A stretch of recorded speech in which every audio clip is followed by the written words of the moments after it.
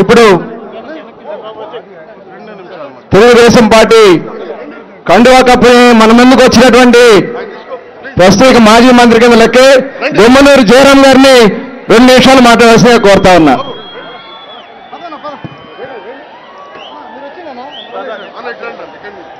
జయ హో బీసీ, జయ హో బీసీ.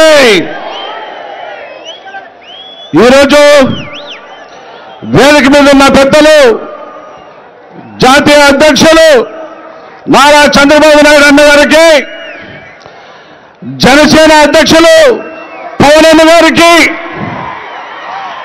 లోకేష్ బాబు గారికి, అచ్చెన్న గారికి, వేదిక మీద ఉన్న పెద్దలందరికీ నా నమస్కారం. వేదిక మీద ఉన్న అన్న చెల్లెలకు, అన్న తమ్ముళ్లకు, అక్క చెల్లెలకి నా నమస్కారం. ఈరోజు చాలా సంతోషంగా ఉంది. ఎందుకంటే ఒక పిక్చర్లో చెప్తుంటా, చిన్నతనంలోనే పుట్టినప్పుడు ఆ పిల్లవాడు తప్పిపోయిన తర్వాత 15 సంవత్సరాలు అయిన తర్వాత చిరు మీసం వేసుకొని ఆ గ్రామానికి వస్తే ఎంత సంతోషంగా ఉంటుందో, నాకు కూడా అదే సంతోషంగా ఉందని చెప్పి ఈ సందర్భంగా మనం చేసుకుంటున్నా. ఈ మాట ఎందుకు చెప్తున్నా తెలుసా? 2009 ఎన్నికల్లో నేనెప్పుడు తెలుగుదేశం పార్టీలో ఉన్నవాడిని, జడ్పీటీసీగా ఉన్నవాడిని. ఆ రోజు తప్పిపోయిన వాడు ఈ రోజు నేను ప్రత్యక్షమయ్యని చెప్పేసి ఈ సందర్భంగా మనందరికీ మనవి చేసుకుంటున్నా. ఆమెలారా 5 కోట్ల ప్రజలు కూడా మనందరం కలిసికట్టుగా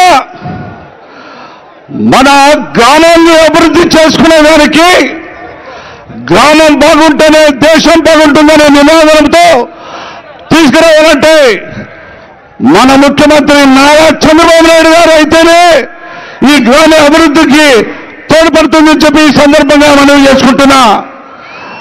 పెద్దయినా చంద్రబాబు అన్న గారు, నేను మనవి చేసుకుంటున్నా, ఎస్సీ ఎస్టీ బీసీలకు స్వతంత్రం కావాలన్నా, అన్నా మా పని భాషలో చెప్తారు, అన్నా దేశాంతరం పోయినా స్వతంత్రం కావాలని చెప్పేసి వాళ్ళు అడుగుతారన్నా. ఆ స్వతంత్రం మీరు ఇస్తారని చెప్పేసి నేను నమ్ముతూ వచ్చానన్నా.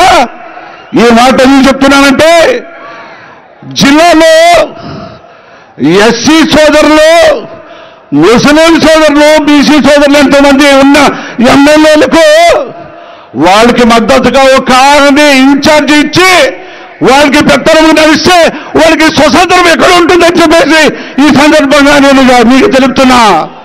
ఆ స్వతంత్రం కావాలన్నా ఈ రాష్ట్రానికి 24 ఎన్నికలు మరి నారా చంద్రబాబు నాయుడు అన్న ముఖ్యమంత్రి కావాలన్నా, అదేవిధంగా జనసేన అధ్యక్షులు పవన్ కూడా అన్న ఈ రాష్ట్రాన్ని అభివృద్ధి పట్ల నడపడం, బీసీని ఐక్యమత్యంగా చేసి 24 ఎన్నికల్లో ఘన విజయం సాధిస్తామని చెప్పి ఈ సందర్భంగా మనవి చేసుకుంటూ, నాకు ఈ పెద్ద అవకాశం ఇచ్చిన అందరికీ పేరు పేరు నా హృదయపూర్వక ధన్యవాదాలు తెలుపుకుంటూ సెలవు తీసుకుంటాం. జై ఓబీసీ, జై ఓబీసీ.